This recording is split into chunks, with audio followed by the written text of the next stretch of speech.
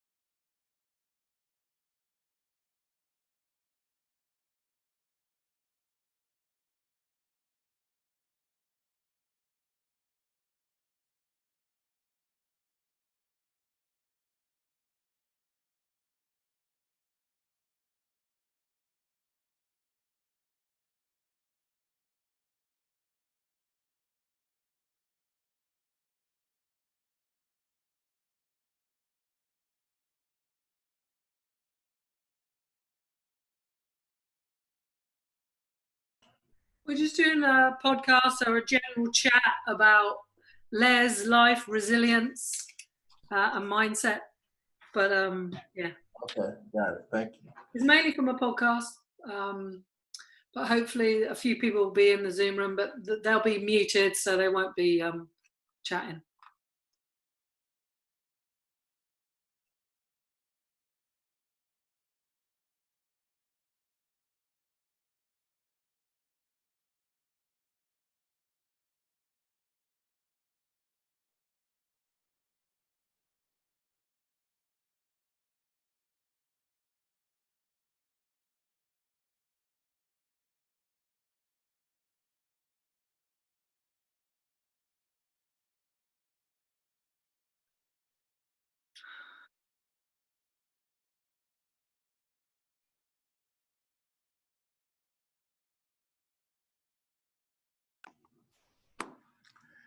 Hello there. Hello, Les.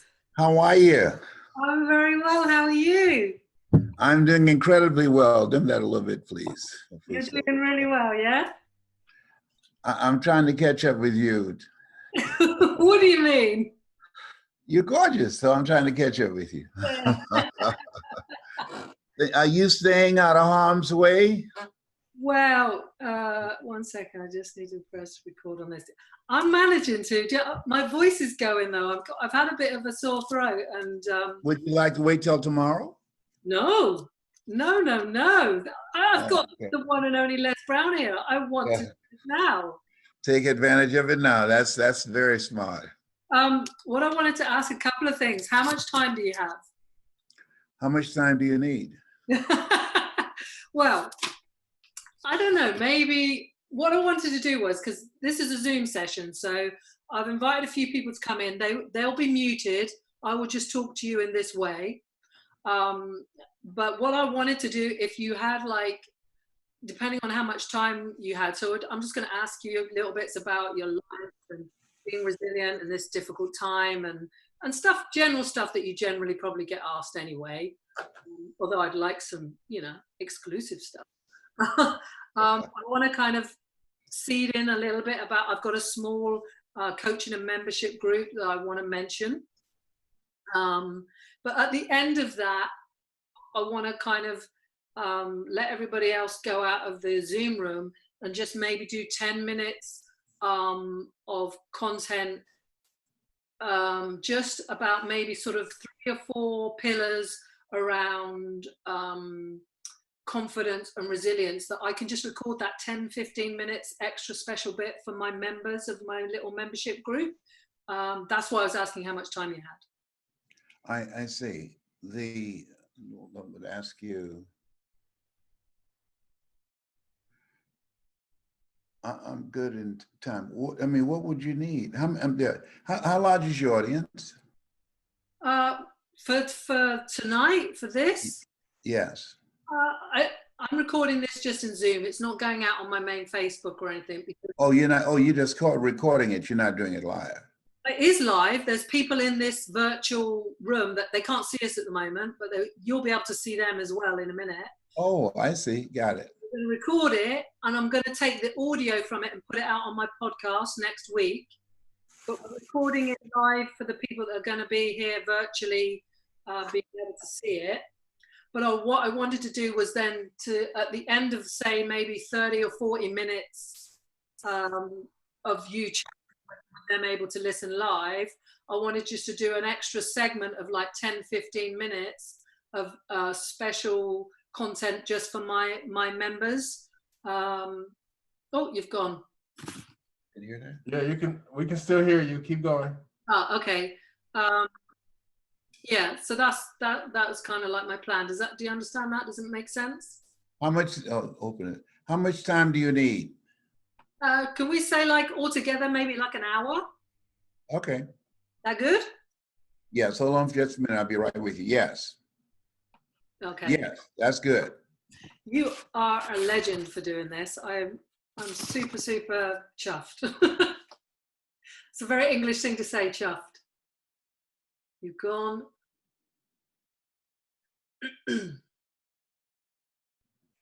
I'll be right with you. I'm not gone. I'll be right back with you.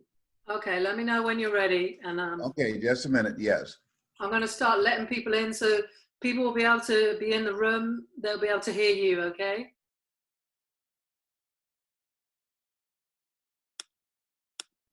Okay. Okay?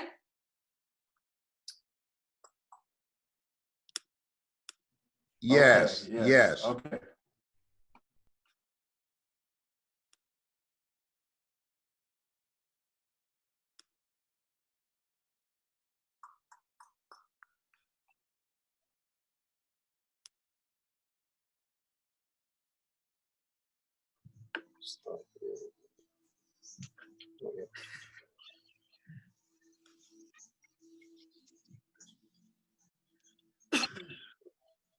Hey everybody, can you hear me? Give me a thumbs up if you can hear me. Yay. Les is in the house. If you look on the screen, if you press at the top right, there's speaker view. If you press that, then when whoever's speaking, you'll be able to see their face on the big screen. At the moment, it's obviously me, but in a minute it'll be Les. I just had a quick chat with him. He's very excited to be here. So if you have any questions, please hit down the bottom. There is a little box that says chat. Just press on that. A column will come up on the right. Just type your questions in there or any comments. I am losing my voice. I hope it holds out. Okay.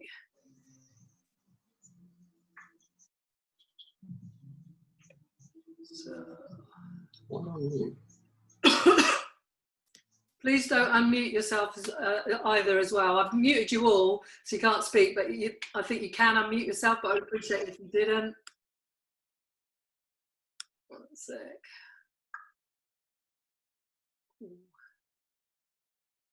Hey Sarah, hey Viv, Penny, Sarah, how you doing? Nice to see you all. Hey Debs, how you doing? And Lucy, Anne at the top, but you might be down there, I don't know. Let me just see where Les has gone. There. Ah. Can you hear me, Sam? Yes, I can. Hang on. Hang on. You okay? So everyone. Right, I'll put these in. Everybody will be muted except for Les.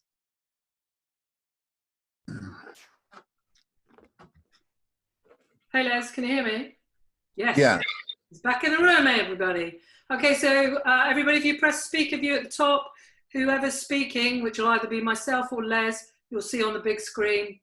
If you've got any questions, then please pop them in the comment box, and I'll do my best to try and ask the great man himself to answer your questions. So Les Brown is in the building. Hello, Les.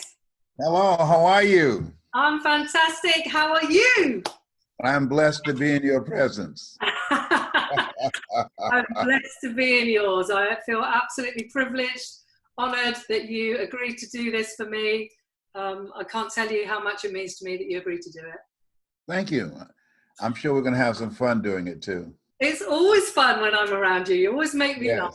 Yes, I love to make you laugh because you have a great sense of humor. So you bring all the mischievous part of myself out. I think we make a pretty good double act when we're together. Yeah, no question. A couple of things that I want to say.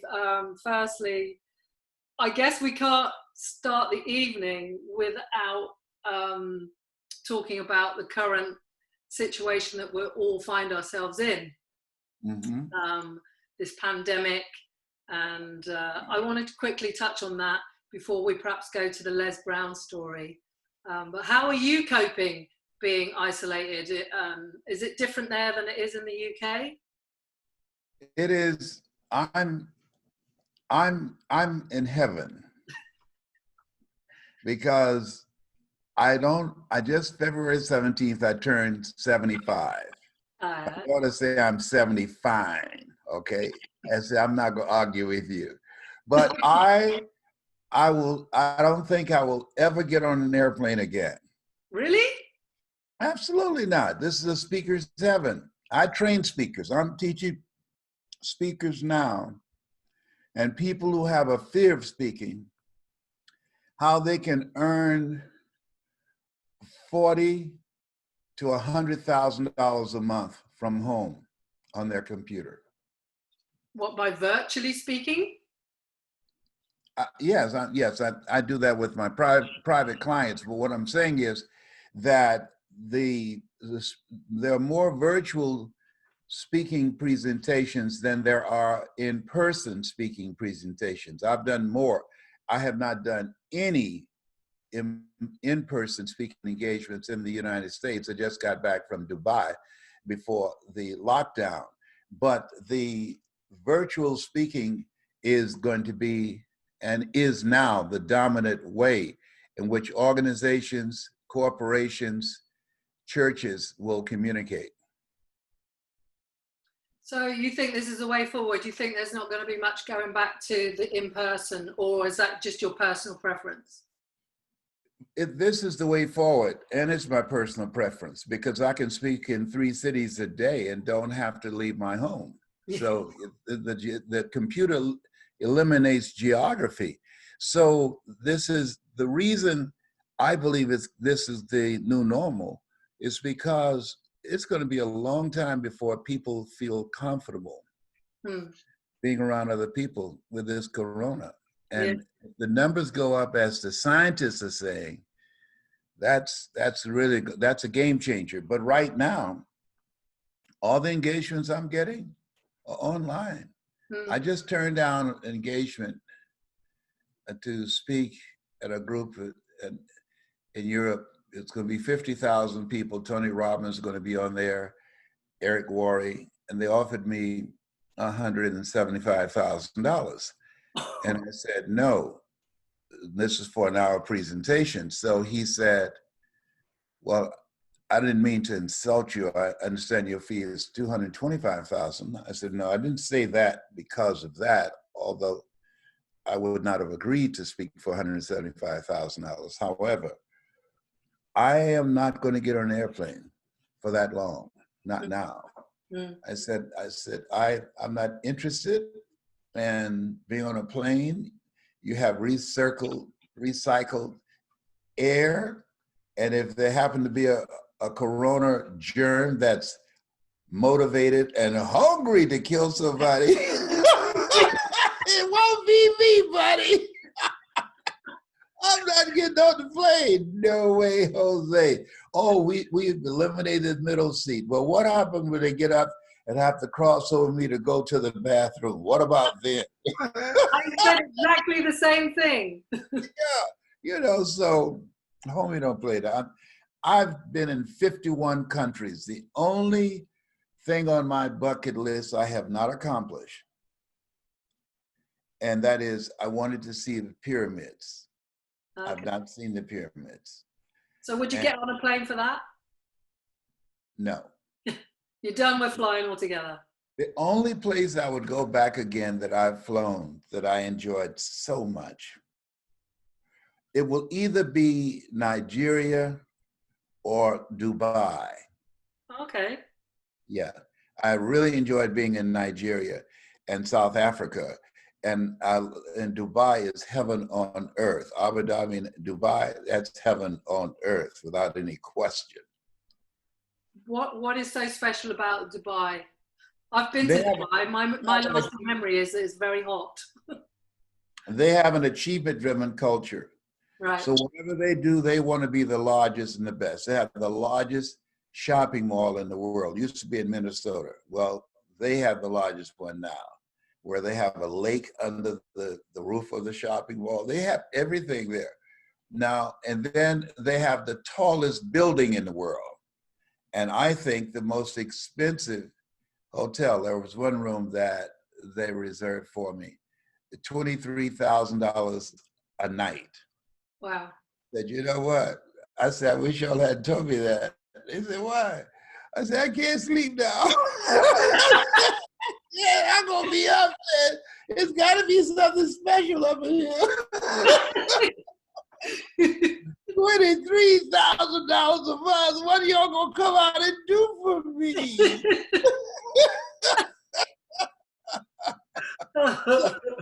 Oh man, I tell you, but I was shocked. But it's beautiful. Oh my, you have a staff of 3 butlers and an elevator in your room. It's just luxury. They take luxury to a whole new level. It's Yes, just, they do. so you know what, y'all ain't got no shame about this. Yeah, luxury. They know how to do luxury in Dubai for sure. 100%. Yes, they do. 100%. Yes. But you promised. Listen, you promised me that you were coming back to London. I know, but I will be there virtually. Okay. I will not be there physically, although I love London now. I love it, and you're only 5 hours away. So that's one that I will do. Yeah. Okay. I'm gonna No hold you time to that. soon. Yeah, no time soon. I'm not going to come over there. Well, Mr. Brown, hello, how are you, my dear friend? We must quarantine you behind for 14 days. No, that ain't happening. Are they not doing that in America? When we come, do we not get quarantined? I'm sure they do. Yes. I'm not interested in that. I like my home. Yeah. I have a good time here, and I have space, and I have all my little toys here. So I get on the computer whenever I want to, talk to my 10 children, my 15 grandchildren, my 4 great-grandsons. Wow. So I'm in heaven. And plus I train speakers. I do my one-on-one coaching here. And so You can do everything from home. yes, I love it. Yeah, I think the thing that coronavirus has done for a lot of people and a lot of businesses, you know, from my point of view, normally I do one-to-one coaching and stuff, and I go out and I network, as you know, I go to speaking events and things like that. We've all had to kind of pivot our business to adapt to the time. So like I created an online membership and coaching group, coaching and mentoring group. I didn't have that like 5 weeks ago. It was a case of having to pivot my business. And you're doing the same thing. Oh, without any question. When I got back from Dubai, all the speaking engagements were gone on my calendar. There were no events scheduled where people would be able to gather. But then I started getting calls the next day. Would you be willing to do our convention? And what will your charge be? So when I speak in the US, I charge $70,000 an hour. And so I charged them half the price of $35,000. And so the experience of doing that, it was very easy for me to do that and still convey the energy and the passion and being able to impact and transform people individually and collectively, it was easy to do that because I'm Absolutely. accustomed to that. I mean, obviously during this whole pandemic, a lot of people have felt, I guess, worried and scared and fearful. I think one of the biggest things is uncertainty. It's created a lot of uncertainty. How have you, I guess, coped with that? Did you feel uncertain? Did you feel fearful? No. Viktor Frankl said that adversity introduces a person to themselves, and he's absolutely right. I felt empowered. I feel like the saying people said, God said, you know what? Y'all raising so much hell down there. Everybody go to your room and don't come out until I tell you. So this is a spiritual time. I mean, my heart goes out for the families that are grieving and friends who've lost someone. But there's a spiritual component. This is a time, I think, to rethink your life. Mm. And I asked myself, I turned 75 February the 17th. Where do you want to go from here? How do you want to emerge out of this? Because my goal is not to be the same coming out of this period where we are coming in. And I hope that everyone is thinking like that. Yeah. And seeing this as a cocoon, because when the caterpillar goes in, he doesn't go in there and sit down and watch CNN and Netflix and Michael Jordan movies. He's in there trying to sew these legs together to make feathers, practicing how to fly. He's doing push-ups and sit-ups to lose that big fat body so that he can be able to be light enough to soar like R. Kelly used to soar. I believe I can fly. So this is a time for transformation, for looking at yourself and determining how do you want to spend the rest of your life. If you always ask myself the question, if I had 6 hours to live, or excuse me, my apologies. If I had 6 months to live, what would I do differently? Because I believe in living a life of no regrets. Yeah.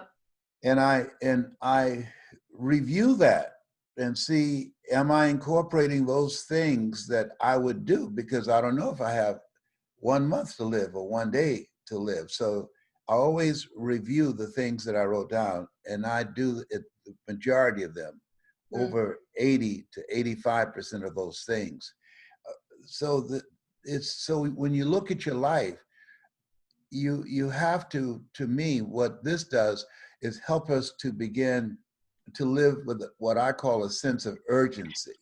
Yeah. Wayne Dyer and I had a PBS special that we were going to do to raise funds for public television that had been eliminated by the Trump administration. And we kept putting it off. And then finally he called me and said, Les, I'm ready to do it. So I said, great. And we set a date. And then I get a call 2 days later. Are you up? Yes. Are you on the computer? No. Get on. Wayne is gone. Where'd he go? He's out of here. He had a heart attack in his sleep. Wow. Can you still hear me, Les?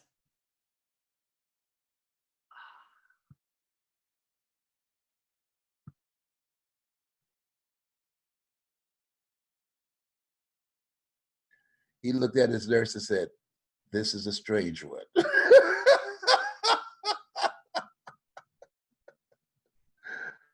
This thing called life is fascinating. Did everybody continue to hear Les? Because I dropped out. Were you all good? Cool. I told you to stop drinking before coming on the broadcast. You know me so well. I missed everything you said because my internet dropped out, but I'm sure it was absolutely amazing. I'm really sorry, everybody. My internet. Right. I want to ask you, Les, anyway, listen, you have always, your story is incredible. you know, your background, where you came from. What I want to know is, where does the self-belief come from? Because I've followed you for decades. I'm Yeah. privileged enough to have spent some really quality time with you. And not once does your self-belief ever seem to have wavered. I want to know, has it ever wavered? And where does that come from? Well, my mother, I never forget who we are and who we become. He wrote the book called Learned Optimism. It's going to come to me. It said, to a large extent, of what we see and what we're around, the people that we're exposed to between ages 0 and 5. And my mother was my hero. You know, I always say I'm here because of 2 women. One gave me life, the other one gave me love. God took me out of my biological mother's womb and placed me in the heart of my adopted mother. I remember going on Miami Beach, and Mama, she had to take me with her because the neighbors said that I was a little touched in the head. So they wouldn't keep me, but they would keep the other 6 kids that Mama took in as foster kids and later adopted. And they used to have signs on Miami Beach that said, Jews, dogs, and coloreds or Negroes not allowed. And I used to ask my mother, I said, Mama,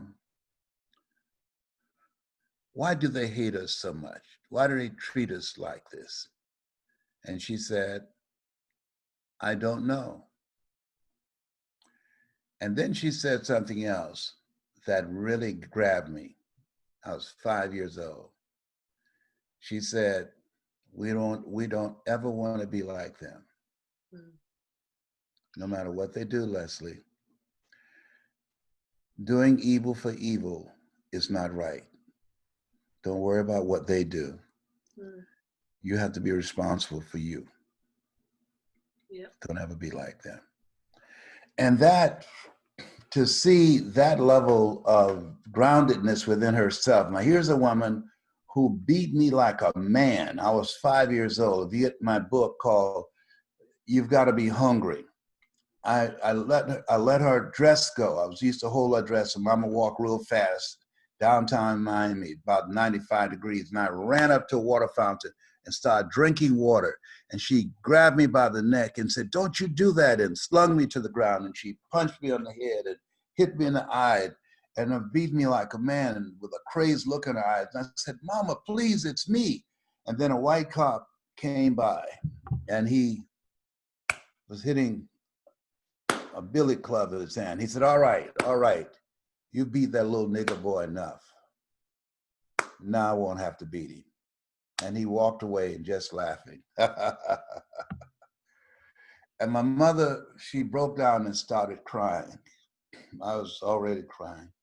I said, Mama, why did you beat me like that? And she said, I saw that white policeman, Leslie. His face turned red, and I saw how he was holding the nightstick coming towards you. That water fountain is for whites only. He was going to beat you, and had he hit you with that nightstick, he would have had to kill me, and I'd have left you and your brothers and sisters to fend for yourselves. And to think that she had to beat me like an animal to keep a grown man with a gun and a nightstick from hitting me because I was drinking from a white-only water fountain. I'm 5 years old, 95 degrees in Miami. And so to what got me, judge a person not by what they do, but what they do that they don't have to do. And to judge the true quality of a person, what they do when no one's looking. So my mother, even though she had a 3rd grade education, she found a way to raise 7 children she didn't give birth to. When a reporter asked her, when I had got a show, the Les Brown talk show, and King World had paid me $5 million to do that show, a reporter asked her, how did you know you can raise 7 children by yourself? And she said, I just believe the Lord will make a way somehow. And I watched and observed my mother. Of all the children she brought in, I was the closest, and I watched her and I studied her, and I am just like her. I take on projects and stuff, say, how you gonna do that? I said, I don't know, but I believe the Lord will make a way somehow. And so she really lived walking by faith and not by sight. And she was strong. She went through a lot. And I made a pledge watching her get ready to go to work, and she said, oh, Arthur's bothering me. I said, Mama, who's Arthur? She said, don't worry, you live long enough, you'll find out. And she's talking about arthritis in your knee and your ankle. And I used to rub her feet and ankles, and she would tell me stories. There's some things you can't see as they're happening, but you look back and you can see the value. And it taught me how to tell stories, because she was a great storyteller. Yeah. And my brothers and sisters, they had no interest, but I did. Mama, tell me that story about that alligator you used to feed. Oh, Leslie, I've told you that 100 times. I know, Mama, but tell me again. And the reason that I wanted her to tell me again, she was said with the same excitement like she was doing it for the first time. And that's how I train speakers. I say, when you go speak to an audience, I don't care if you've been giving your speech for 100 times, that 101 audience, they're hearing it for the first time. Yeah. So you've got to go through it like it's then. Don't present, experience it so they can experience it with you. Our goal is, when we, before an audience, and the goal or objective you have of this program, how people live their lives as a result of the story they believe about themselves. Yeah. And part of what I'm doing now to train speakers to do is to distract, dispute, and inspire. How to distract them from their story, creating an experience with your story.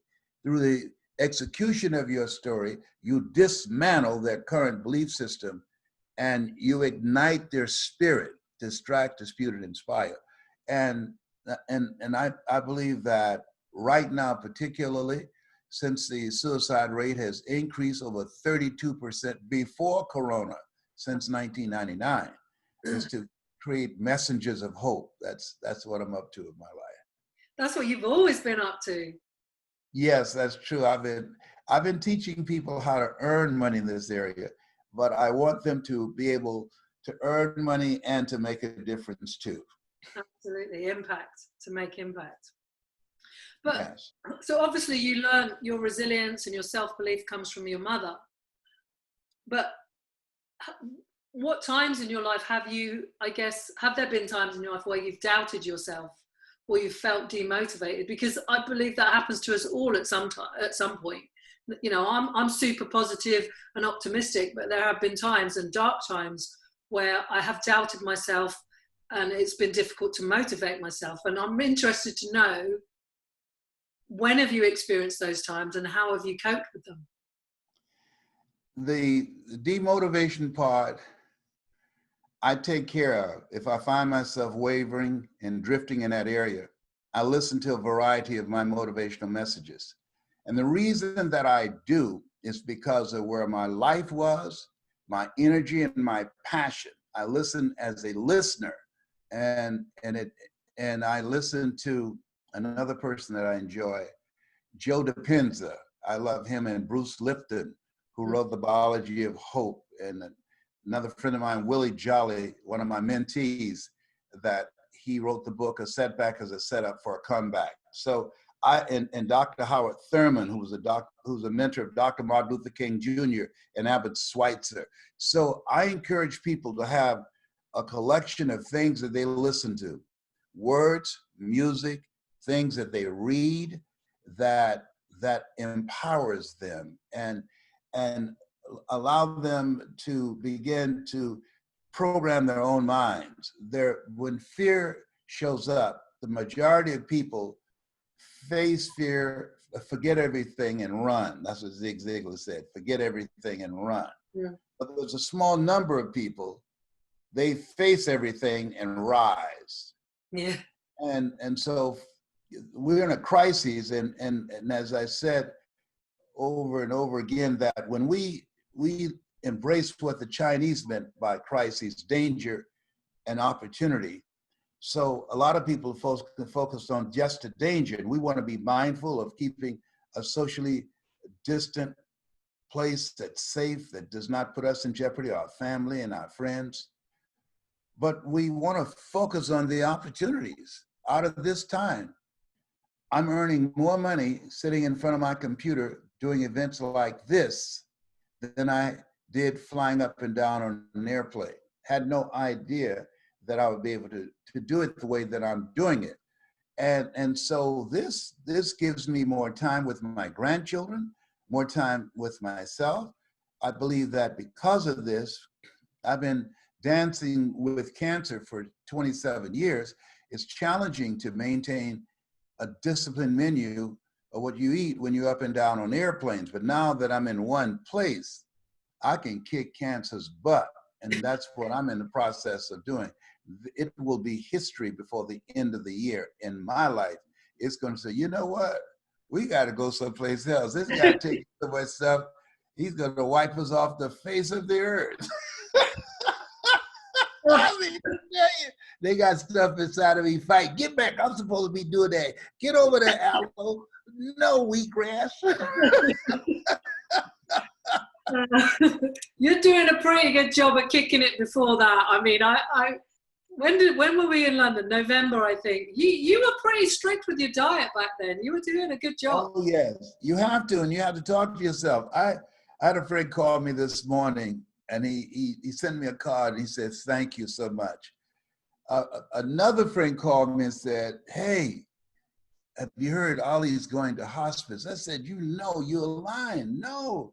Yes, he has cancer metastasized, and they said diagnosis terminal. I said, give me his number. So I called him. I said, Ollie, what's happening? Hey, Les, hey, man, what's happening? I said, I'm doing great, and so are you. He said, no, I'm not. He said, I'm supposed to be going to hospice. My family, they're putting me in hospice. The doctor recommended it. They provided palliative care, and I'm going to hospice. Hospice? I said, from hospice to the cemetery? I said, are you ready to go? He said, no, but they tell me that I'll have long. I said, listen to me. Are you listening? Listen, Linda. He said, okay. And he started laughing. I said, listen, man, they determine the diagnosis. God determines the prognosis. Hell no, stop speaking to him. You don't need to talk to him anymore. Your immune system has been compromised by them saying that you're terminally ill. They should tell you you're terminally ill. They should say that my ability to help you has terminated. Now you need to explore some other options. So I said, and besides, you owe me some money. Your ass ain't gonna die now. So owe me $3,000. Think you? I'll come over there and give you mouth-to-mouth resuscitation for $3,000. Yeah. So guess what happened? His friend called me back. Lorraine said, Les, I don't know what you said to him. She said his wife said he's gotten up, he's walking around, he's actively engaged, he's making appointments, he's ordered some organic food to be delivered every day. He bought a new breathing machine. She said, I don't know, because I said some other things, but I don't want to say it on here. About to make me lose my mind. Up in here, up in here. You gonna die over me, buddy. I got your die. Oh God, you do make me laugh. Fascinating.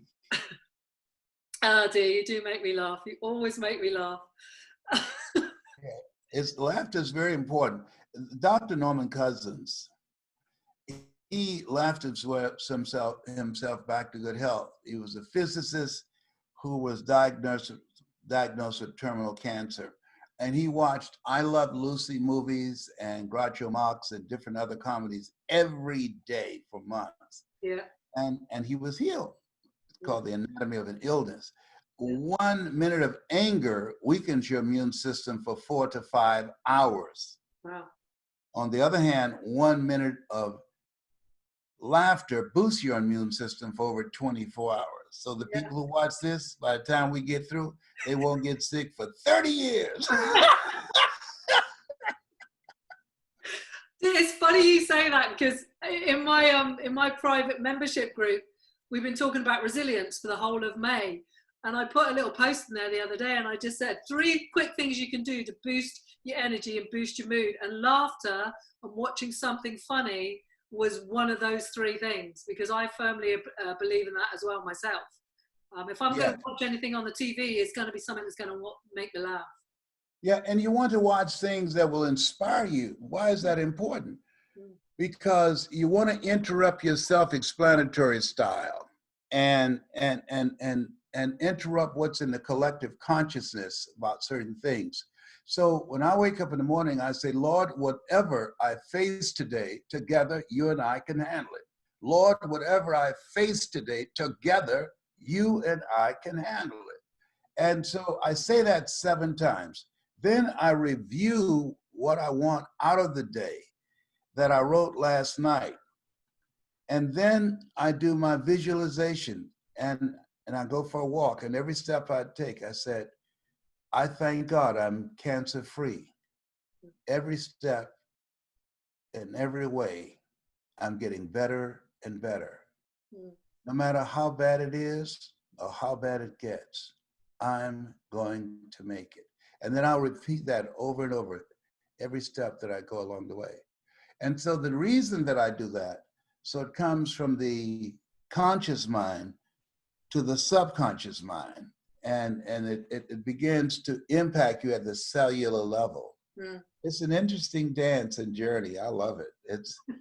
You discover a lot about yourself, and you search for peace. That's the key. Cancer cells going crazy. And so this stage of my life, I'm living from this place. Iyanla Vanzant wrote something. I got to talk to her. She's up in people's faces. It's so ugly. But she said, give to yourself until your cup runneth over, and then give to others from the How you overflow. talking? I love that. I'm always preaching that. Yes, that's true. And I had just been giving to everyone. Now, for once, I'm focusing on me. It's a miracle that I made to 75, because I never took time for me. And my work is not work. And I travel and someone else pays for it. I stay at 5-star hotels. So there's nowhere I want to go. And so taking a vacation was not something I considered, because I have such a good time doing what I love to do and then get paid for it. It doesn't get any better than that. But my passion is changing people's lives. I believe we were not born to work for a living, but to live our making. And living our making will make our living. And I found a way to do that which I love most, change people's lives, and earn a living during the process. Yeah. I think that when we live from a heart-centered life, and this is what H stands for in Hunger in my book, living a heart-centered life, it's a calling, and it's something that you love so much, you do it for nothing, but you do it so well that people will pay you to do it. Yeah, absolutely.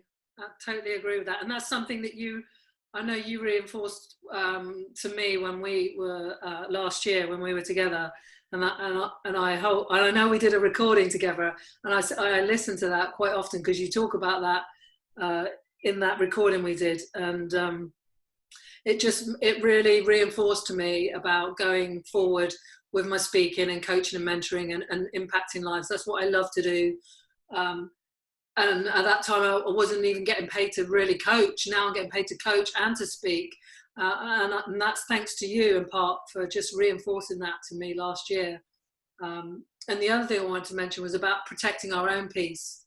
And you touched on it there, because I think this week in the UK, it's Mental Health Awareness Week.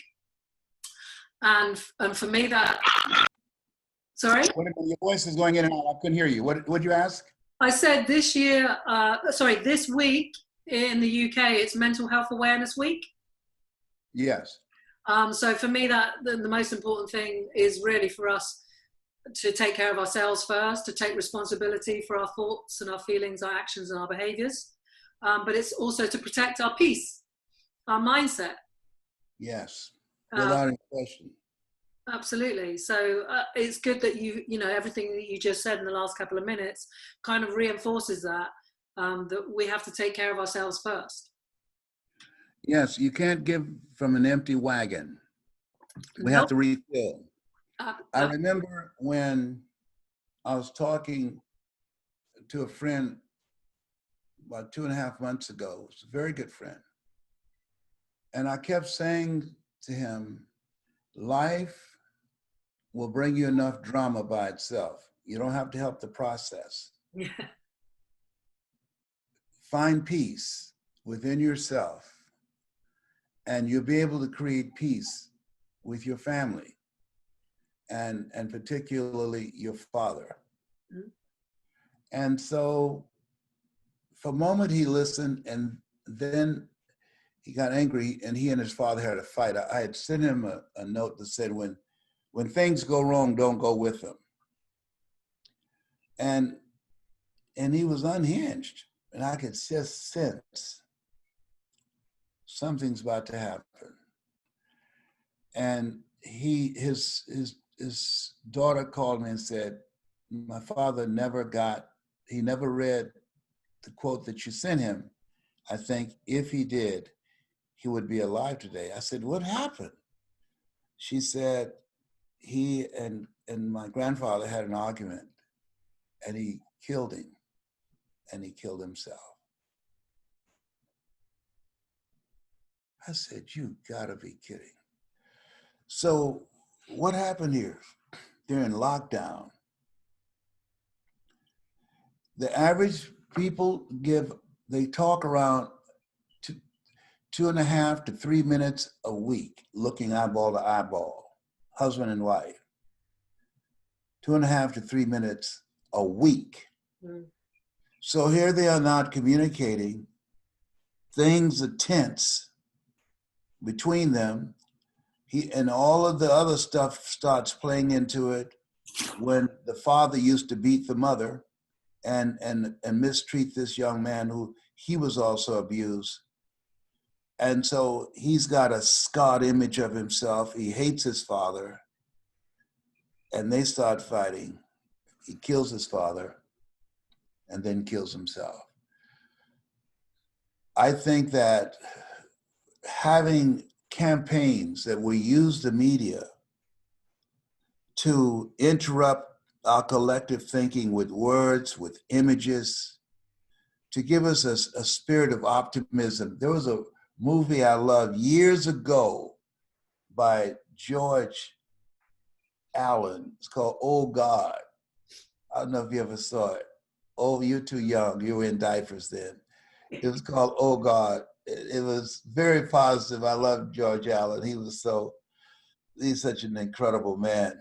And so I think that we need to have things that people can see, that can make them feel good, that can see themselves in the future, that will encourage them to build mental fortitude and strengthen their faith, to upgrade their skill set, to have a minimum of 3 to 4 things that they master, and to create a community of collaborative, achievement-driven, supportive relationships that will take them to a place within themselves that they can never go by themselves. If people do those 3 things, we can reduce the suicide rate. If people do those 3 things, fortify their mind, upgrade their skill set, develop collaborative, achievement-driven, supportive relationships, we can decrease the incarceration rate. We can increase hope. And when there's hope in the future, that gives you power in the present. We can make a lot of impact on people because a lot of people have given up. Yeah. Wow. Powerful stuff. Mm-hmm. Les, we have been talking for 45 minutes already. I think I've asked probably 2 of my 15 or so questions. Come on, bring them, baby. I'll give you Reader's Digest answers. Come on, bring it on. Let's go. what I want to do is ask anybody who's watching, if there is something you quickly want to ask Les, I'm going to give you the opportunity to just put your hand up or type it in the comment box. I'll maybe let a couple of you ask a question if you want to. Somebody sent me a question, Les, somebody I know, a lady called Lucy, and she's a fellow cancer survivor, and she asked me to ask you, how do you find the will and motivation to work on those days when either your spirit is down or the energy levels are non-existent? So she's had cancer as well. Yeah, well, they inject me with Lupron. And Lupron takes all your testosterone out of your system, and you're lethargic, you're tired, and you're physically drained. And so I listen to motivational messages, as I said earlier. I play a lot of up-tempo music like Rocky, okay, to get me going. I practice yoga and Qigong, and I pray and I meditate. Yeah. And I laugh often. Oh, I know that. Yeah, I am mischievous. And so I'll give you a point. This guy came by to pick up someone, and he went to sleep in the car. And he stayed out there, and the mailman said, "Hey, I can't leave the mail here." So I told this guy, I said, "Listen, sir," woke him up. So the mailman will not leave my mail unless you pull down the street, park someplace else. You're blocking where he comes. He looks at me and he lays back. He goes to sleep. What made some 13-year-old demon come into side of my body? I go in the house, and my daughter, she was using something, I think it's called Nair, where you take hair off your legs. So I put a dip of hair, this stuff that you put on your leg, women use to get hair off their legs. And so I went back out there, he's asleep, right? I said, "Sir, hey, wake up, wake up. Sir, wake up. Can you hear me?" "Yeah." I said, "Well, that's okay. I tell you what, you can stay right here." So I went back in the house. When he gets home, wherever he goes, he's gonna look like he was from the moon, because those eyebrows will be gone. He's gonna say, "What in the hell? Like, what made me do that?" I'm just mischievous. I got issues. This is probably labeled the educable mentally retarded. I don't know. But I'd love to see him again. I bet you he won't park out in front of somebody else's house again. Who does that? I mean, you got to be a little off in the head. Okay, couple of quick more questions, because we have to record another bit after this for the members of a member. Got it. Okay, what's the question? Let's take care of the questions. Okay, let me ask it. Okay, what's been your biggest challenge in your 75 years of life that you faced, and how did you overcome it? The biggest challenge I faced was saying, how can you call yourself a success when I went through my divorce, when Gladys Knight and I were married?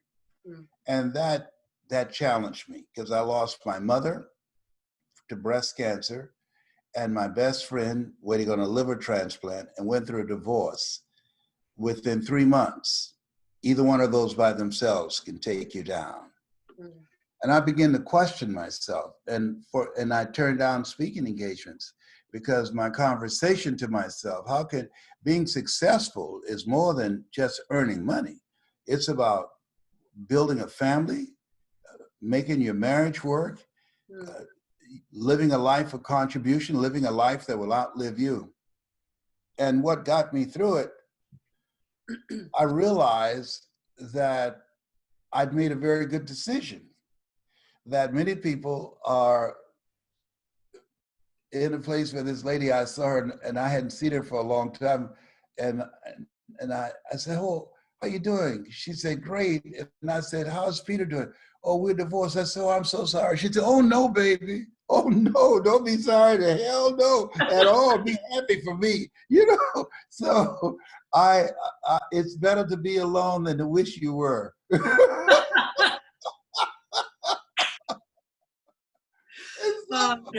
I'm a happy camper, you know?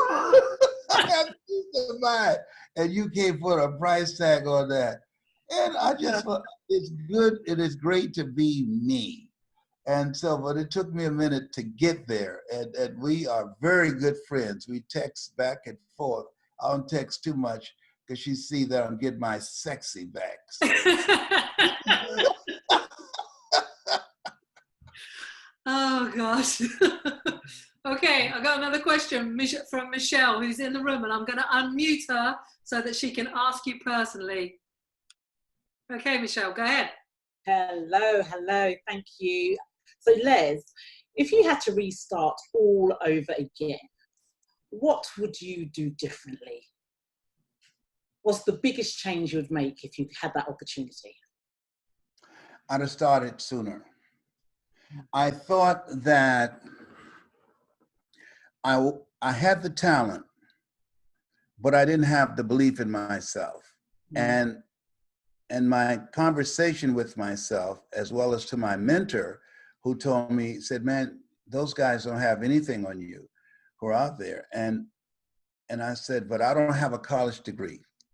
I can't compete with people with MBAs and PhDs and years of corporate experience that I don't have. And he said, Brownie, we all are born the same way, dumb, naked, and speechless. You can learn. But for 14 years, because I didn't believe in myself, that's 14 years of people's lives that I could have touched, that I could have transformed, that I could have saved. I would have been able to make a bigger impact. It's one of the, I write down a list of living a life of no regrets. And I regret that. And I can't unscramble those eggs that I procrastinated for so long. But I'm moving now. Let the record show. You've been moving for a long time. Yes. You know, you're my inspiration. I'm sure I've told you this, but because I feel the same way. I came out of school, I didn't go to college or university. I had a basic English and maths. And that would probably be one of my regrets, that I didn't start sooner. Like, I've always wanted to be a speaker and a mentor, but I always felt like I can talk for England. I can laugh like you. Like, you know, when we're together, we laugh. And yeah. But I always felt not good enough because I don't have a college education. I don't have a degree. And that's always made me feel intimidated and not good enough. And therefore, I haven't put myself forward enough because of that. But you inspire me. Your story inspires me. Because you're never too late to start unless you're dead. That's right. I'm here and I'm going. The other thing, anything that's worth doing, it's worth doing badly. It's worth doing right if you know how to do it. But if you don't know how to do it, it's worth doing badly until you get it right. When I train my speakers, I say to them, first time I stood up to speak, I stood up at Metropolitan Baptist Church in Detroit, Michigan, and I sat down. I panicked. And that you don't have to be great to get started, but you have to get started to be great. Yep.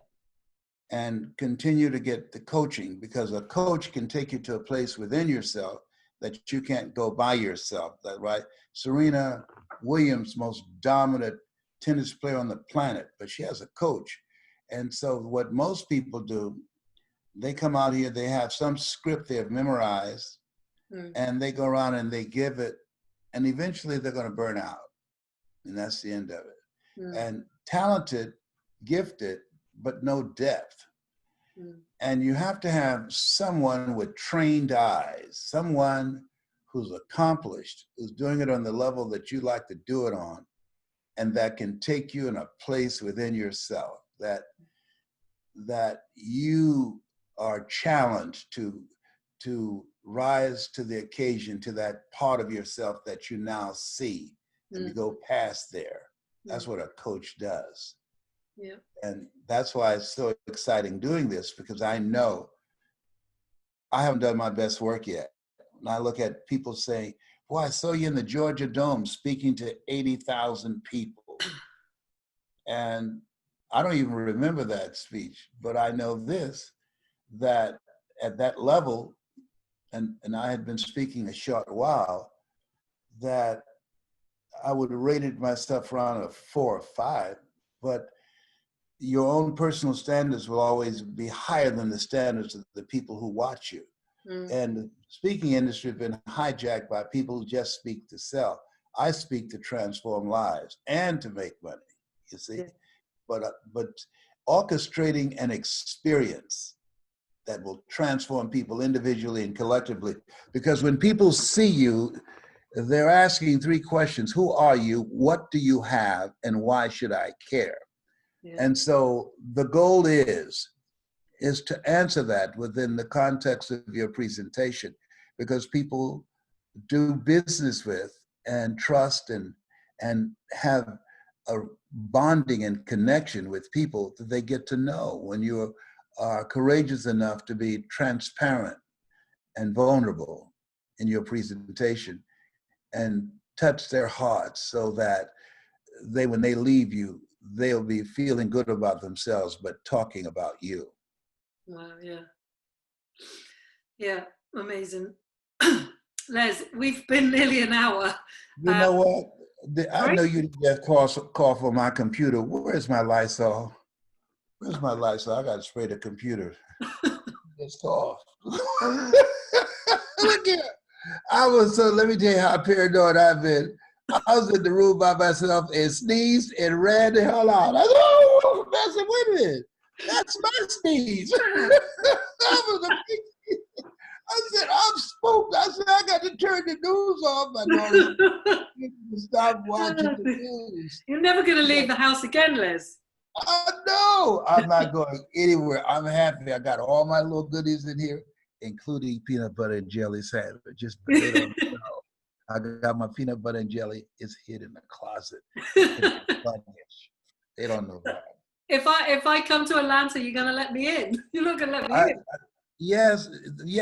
You can be in the garage, and we have a little window where we'll talk to you with that. Thanks so much. You're just so kind. Oh, you're welcome. Oh, no problem. No problem. Listen, we're gonna end it there because we've been nearly an hour. I'm gonna let these guys go, and then we're gonna have a short little. Let them ask me any questions. I've asked you loads of questions. No, give me 4 more questions from them. You've been hawking it. Give me 4 more questions from them, and then we'll go. All right. Okay. Oh, by the way, let me do a commercial. This is a brand new book called "You've Got to Be Hungry: The Greatness Within to Win." It will change your life. Go to I Am Hungry Les Brown and order it. It will take you right to Amazon. I Am Hungry Les Brown. And then look and indicate what I want you to do, because you're on this broadcast. I want you to say, I'm going to send you something today.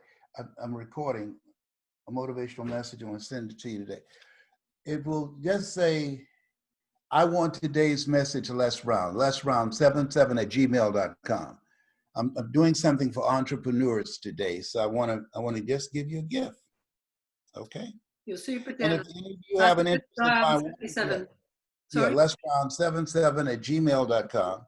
Yeah. And if any of you want one-on-one coaching to develop a national and global image and be able to make money virtually from your living room, Yeah. just email me at lesbrown77@gmail.com. We will teach you and show you how to do it. It's a lot of fun. I love my life. Oh yeah, you sure do. Right, listen, you wanted questions from everyone else and not me. Yes, if you have any questions, if you don't have any questions, I'm going to give all of you my address, and I want you to send me an extra roll of toilet paper. I don't leave home without my toilet paper. I want you to know. I'm sorry. Whatever. Hello. Okay. You know I got Listen, I wanted you to sign my copy of the book. I thought, if Les signs my book for me, I'm going to send him some toilet roll as a gift. Yes. Thank you. See, there is the Lord. What about it? And I'm going to send you some hand sanitizer. Oh, yes. Thank you. You're very welcome. Listen, there's a couple of questions then, seeing as you don't want to listen to me. Penny asks, what has been your proudest moment? My proudest moment was Hmm. when my children said to me, we missed you at all the special occasions in our lives when you were up and out and we thought pursuing your dream, but you're making a better life for us. Oh. We were angry with you, but we forgive you and we love you. Ooh, got goosebumps. Yes, Mm. that you can never belong to us. We must share you with the world. Yeah, Wow. that was the proudest moment, to know that your children love you in spite of yourself. Yeah, I can imagine, yeah. Yes. What, Next question, please. next question, Les, is from Tina, and she asks, I'm wanting to transition from corporate to self-employed. That means when we work for ourselves over here, but it scares me. Any advice to just get on with it?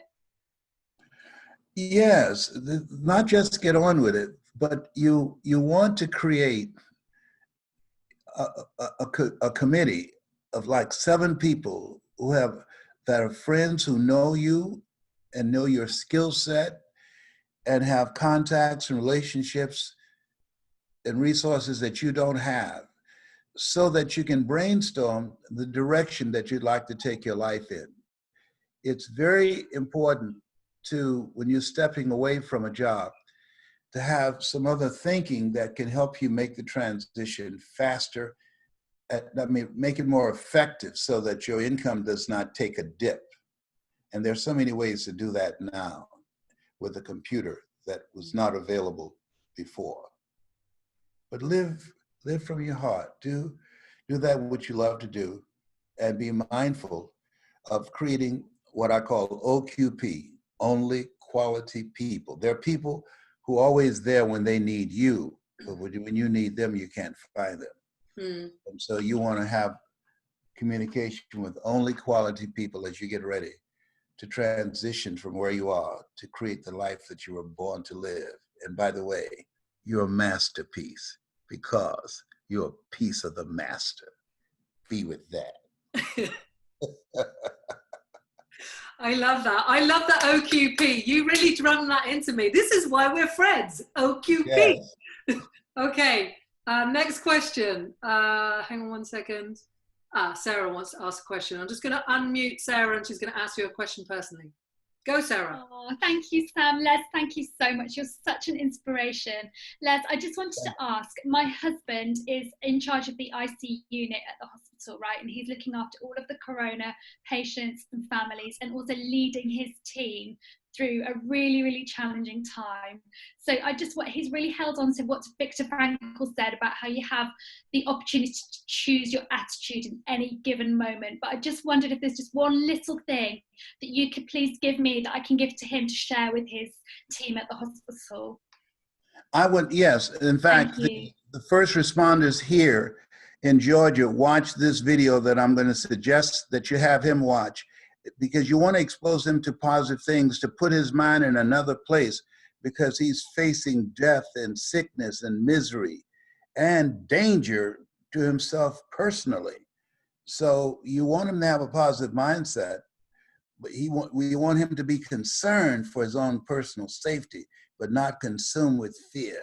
And so the video, Les Brown speaking in the Georgia Dome, I would love for him to watch that on a regular basis. It will shift his thinking. And also, it's possible by me.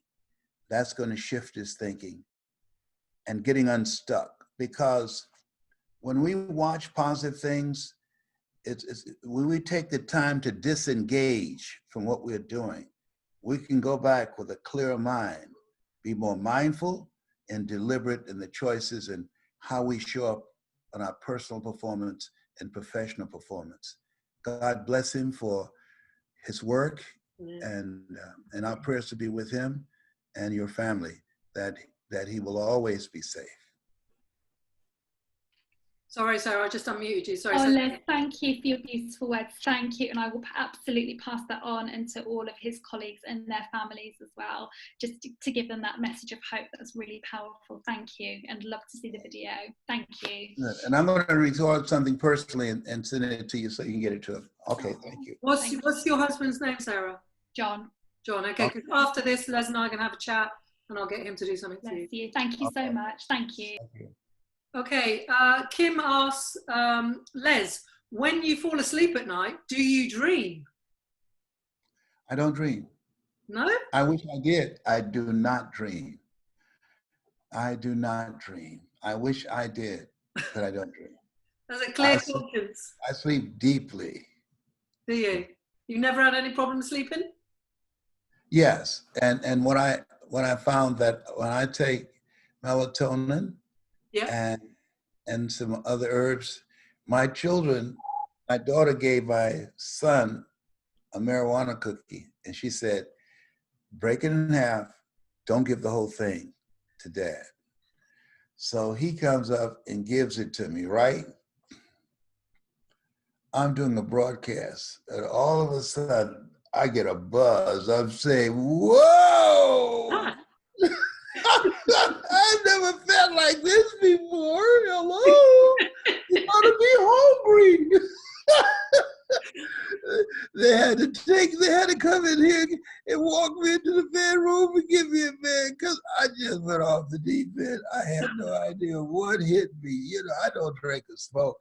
And they say, if you're not accustomed to smoking weed and you take that much in, or eating, you know, marijuana cookies, and they were potent, so it will take you down. And so it took me down, but guess what? I ain't mad at them.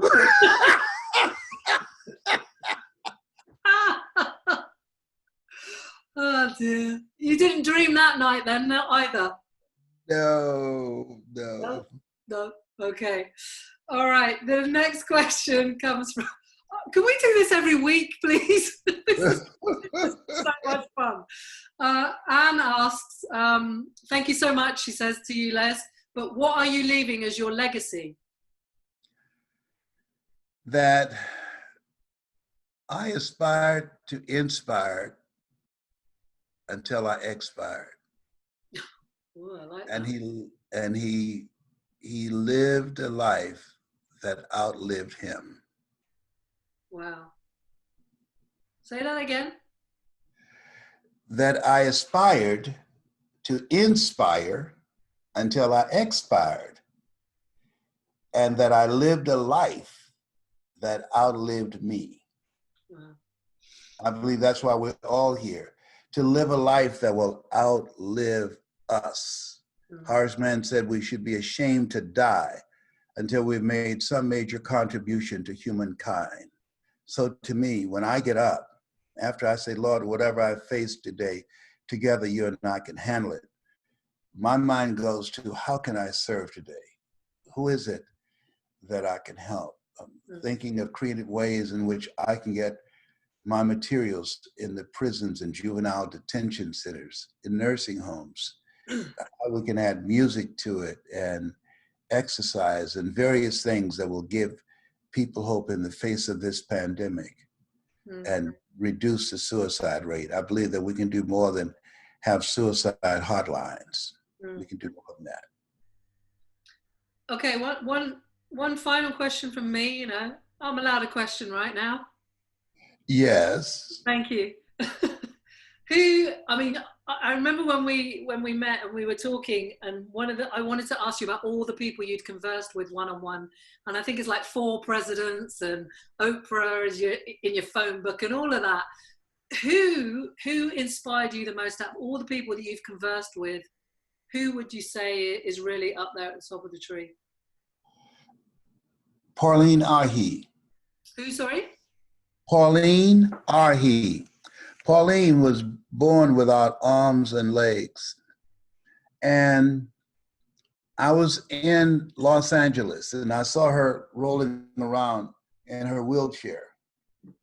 And she had a phone, a neck like that on the phone, holding it. and she was talking, conducting business. So I came up to her. I said, "Excuse me, I've been stalking you." She said, "I know you've been following me." Yes. I said, "Are you doing business, holding the phone to your ear like that?" So she said, "Yes." I said, "I want to talk to you." And so we started a conversation, and she had such a peaceful countenance about her and comforting voice. I said, "I'm doing a training here in 2 weeks. I'd like to invite you to come." And so she said, "Okay, I'm going to let my husband know. And I would love to. Thank you for the invitation." Well, 2 weeks came, and she came in. And I was shocked. She was by herself. I said, "Where's your husband?" She said he wouldn't come with me. And I said, "Why not?" I told him what you said, that I could be a great speaker. And he told me that I couldn't. I said, "Who you think I'm going to listen to? You or Les Brown? He's number one in the world." He said, "I can speak. I can speak." And I said, "So what did you do?" She said, "I left. I got my neighbors to help me. And for the first time in my life, I flew by myself." What? Yes.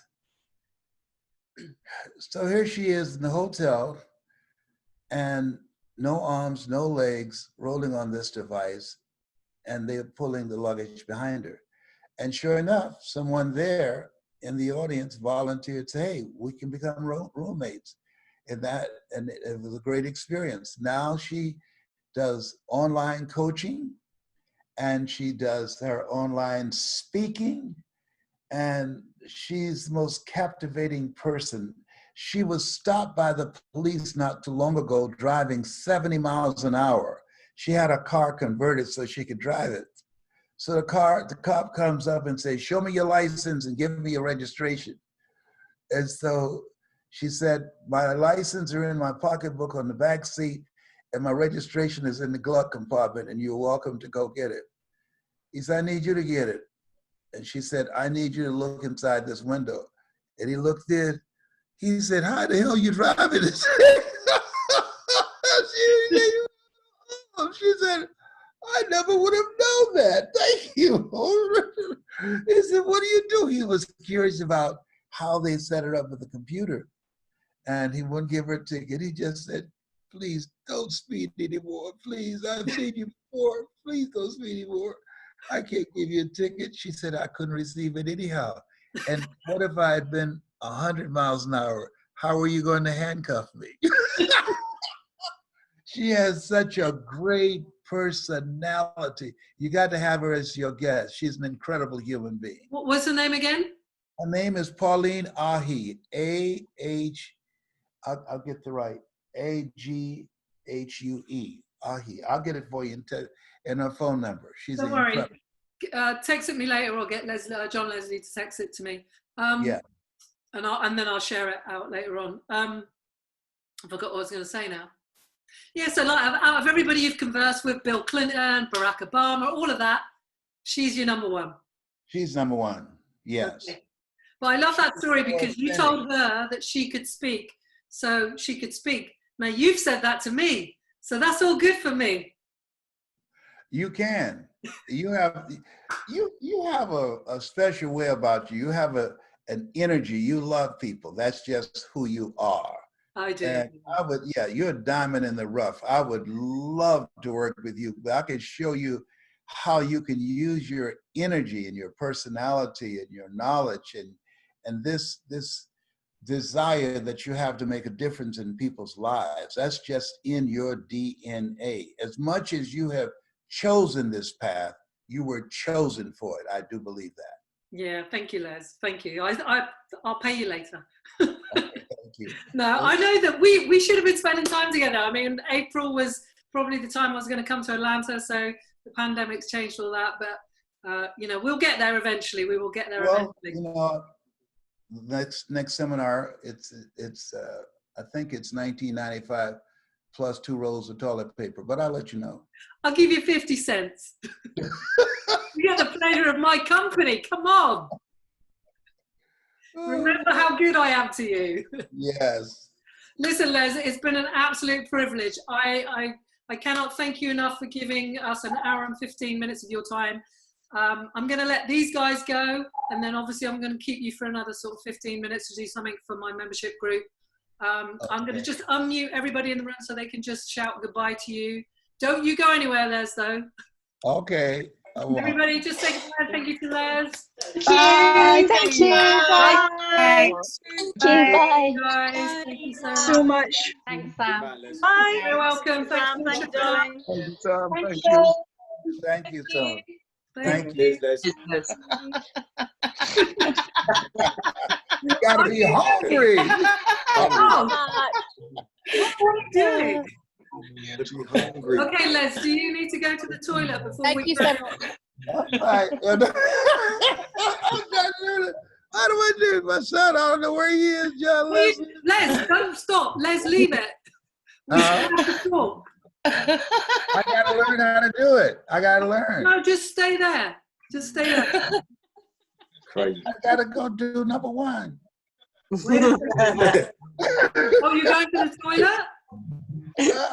Oh, okay, now I found what I'm doing. Les, listen, can you hear me? Yeah, Les. Oh, God. yeah, I can hear you. Oh, okay, you're there. Don't go anywhere. Just go to the bathroom and come back. Okay.